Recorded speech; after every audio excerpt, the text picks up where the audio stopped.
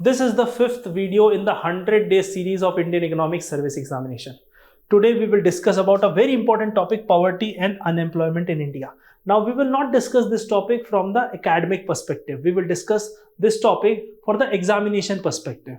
I always say to my students in my classroom and the test series that your aim is not to become a scholar. Your aim is to clear the examination. So whatever is important for the examination, you study only those things. If it is not the part of the syllabus or not asked in the PYQs, leave it. Don't get emotional. Like this article is good, I should read it. No. Yesterday what you read, today you are not able to recall. Imagine how will you able to recall after 3 months, 4 months, maybe 12 months. So this is a revision series for 2026 aspirants. Okay. Now, the most important thing. Here we will discuss how UPSC can frame questions, how you have to answer those, or you have to understand, interpret, and then write answer. Okay, these are the things that we'll be discussing. Major focus area will be on the concepts because UPSC is always concerned about conceptual clarity of the aspirants. Second, causes why poverty and unemployment is there, because these two are very important topic, burning topic always, and always politically also linked with economics. Okay? Their effects and their policy response, how government is responding to poverty, how government is responding to unemployment. These are the things we will see, and we will also see when there's a debate between inflation and unemployment, which one government choose. Okay, so let's start. Before that, I have drafted a answer writing ebook for you. An answer writing ebook will give you what to write in introduction, how to write in body, and I have added command words as well. A lot of things are there in that ebook. If you want that, it's absolutely free. Number is given on the screen. The support number, you request that, they will give it to you. Apart from that, I have drafted another set of questions, which is psychometric test for this examination, especially for Indian Economic Service aspirants. So if you are giving seriously, you can judge your level of your preparation. This test is automatic. You will get the report automatically on your WhatsApp. 55 questions you have to tick. It's like MCQ. It will take 10 minutes, but it will, if you give on all the answers honestly, it will give the real picture of your preparation. Okay? And it will also tell what are the weak areas, strong areas, and a lot of things are there. Okay? Chalo, start karte. Poverty and unemployment are major developmental challenges in India. Now, whenever you see any developing country, this is the first question that asks. Like poverty, whenever I say poverty, what are the things that comes to your mind? It's Lakadwala committee. And then we can say, recently we can say Tendulkar committee. Then we can say Rangarajan committee, Niti Aayog report. These are the things. When we talk about unemployment, you always remember disguised unemployment. Right now AI is coming, so structural unemployment as well. So there are so many concepts interlinked. And what government is doing for the masses or to cure these kind of things. Let me tell you a very important thing. As soon as women entered the workforce in our country, wages cut to half and people had to work twice hard to meet the ends. I hope you can think about it and then you can agree with me. It's not like I'm against the women participation in the labor force. I'm not against. But I'm saying the fact that economy is facing. Okay. So when women entered into workforce, what happened? Supply of labor goes 2x. And supply of labor not 2x, 1.5x. What will happen when supply of labor goes up? Wages goes down. And that's the same thing happened. It means now previously one person was earning and 2-3 people were having excess of that money. Now 2 people are earning and raising 1 child. This is the new scenario. You can expect question like this in UPSC. Okay, maybe this year, next year, whatever it is. They affect economic growth, social stability, and human welfare. All 3 things are important. Like in poverty, we'll see in the next slide as well, absolute relative. But if India has to achieve its target of $5 trillion economy, later on we'll make another target. And if you want to become largest economy, that's my personal mission, converting largest democracy in largest economy. Now, what's the most important thing is, in order to have economic growth, initially, all the economy grew unequally. If you see USA, they right now talk about European Union country, they talk about work-life balance right now. Can you tell them and show the mirror what happened in the 1760 industrial revolution? Were there work-life balance was there? No. The answer is no. Why? The reason is simple. Right now they can afford because they have created institutions that are generating income for those people. For a country like India, we need our masses to be fit, fine, and educated as well. So you can say economic growth for Indian economy, social stability is there, and human welfare both. Now here poverty means deprivation of basic needs and opportunity, and unemployment means inability to find suitable work. For example, poverty means you are not able to afford food, health, and education, and unemployment means you are looking for job but you are not able to find the suitable job. Okay, that's unemployment in simple sense. So both topics are important for Indian economy and for development economics. It means general economics paper 2 plus Indian economics paper, this topic, poverty and unemployment, both are very, very, very important. For this examination, they're highly relevant for descriptive answer and policy discussion for both. Let's see, let's move on. Okay, now meaning and types of poverty. Simple sense, absolute poverty and relative poverty. There are two types of poverty. Absolute poverty means suppose I am a student and I'm not able to afford books, copies. That's absolute poverty. Relative poverty means I am a student, I have 5 of my classmates. They all have access to all kinds of textbooks, advanced textbooks, some research websites, but I am only able to afford one textbook. That is relative poverty. So there's a major difference, okay, where you need to understand. So here you can say inability to meet minimum basic needs, and here in comparison with others in the society, that is relative poverty. Now here absolute poverty, you see sub-Saharan countries where they are not able to afford the basic things. But if you see OECD countries, you write these examples in the answer, you will get marks. Okay, OECD countries, they have the relative poverty. It means they are earning good, but in comparison to the others, in comparison to the standard of living that is required to survive in European Union countries or USA, you will find that there's a difference, and that is what we call the relative poverty. Now income poverty focus only on income levels, but multidimensional poverty focus on 360-degree housing, etc. Okay, so health, education, living standard, these are the 3 major areas, and under it there are several distinguished. I have already covered MPI, Multidimensional Poverty Index, separately in a video. If you want to see that, you can go and search on our channel. Okay. Now poverty line is used to identify the minimum consumption level. So previously it was on consumption, like rural area, more consumption, urban area, less consumption. And a Tendulkar committee was there. Then later on Rangarajan committee also gave the report, and now Niti Aayog is publishing reports. Okay, so this is the very important distinction that you have to understand, that poverty on the basis of income or on the basis of consumption. Okay, but the latest pattern, I think I can say tool is multidimensional, and that's the best one because it's not just related to income or calories consumed. Okay.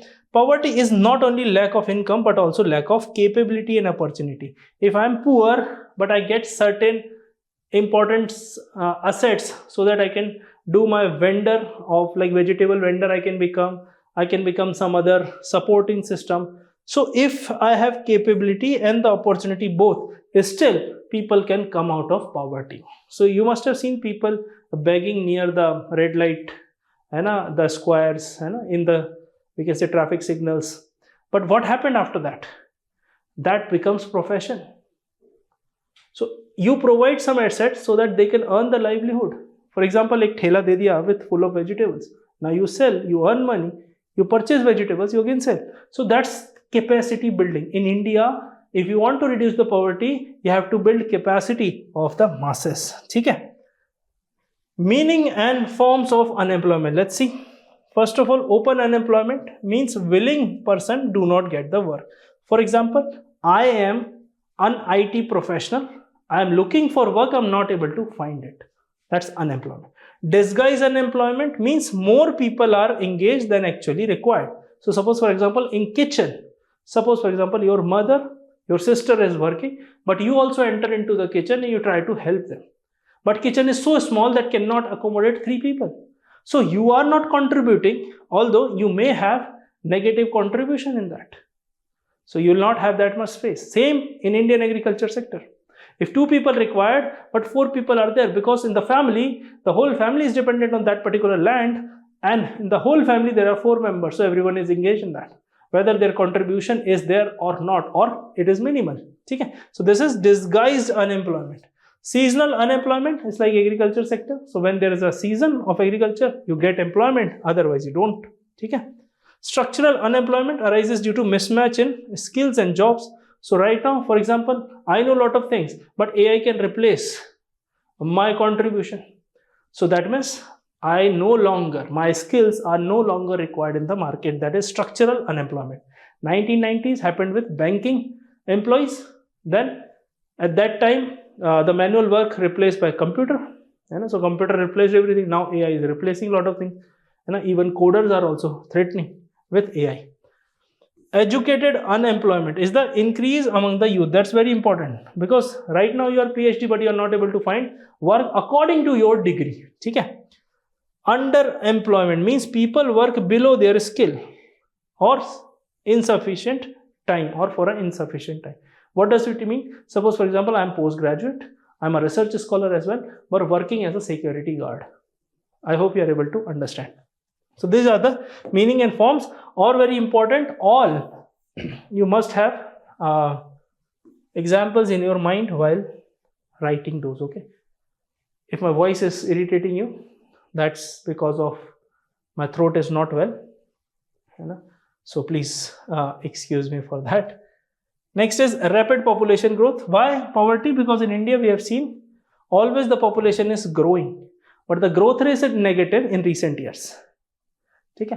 So you can say that the growth is there, but the most important thing is the growth rate is declining. Dependency on agriculture, you can say still majority of the population, like almost 50%, is dependent on agriculture sector.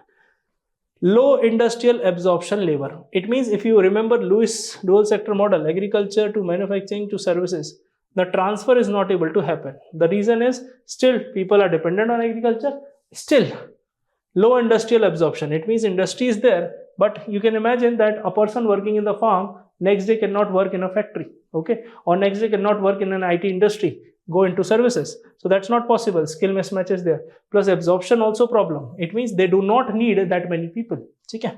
Skill mismatch and weak employability. So again, you can say in the service sector, this is very common, where skill is not there. People don't know how to operate computers.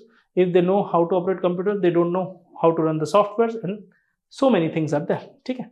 Then unequal distribution of income. Majorly, you can say, we can say differences in the wages of male and female. Okay?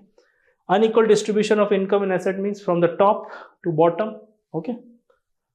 Low productivity in informal sector. So in informal sector, the productivity is low. Informal sector means where government has no control, government has no knowledge about that sector. Okay? Plus that sector, they must be having two things. One is proper organized working hours, leave, etc. And plus they have registered for tax, PF, etc. This is formal employment. Here this is the cause, major problem. Slow transformation of labor from low productivity to high productivity. It means that this shift that the arrow it is showing, it is slow. That's the problem. Now policy response, we'll see how government is responding and how you have to respond in the examination. This is a very important slide. That's where your answer is. Before that, I was just framing a story for you, but here you see this is the answer for the examination.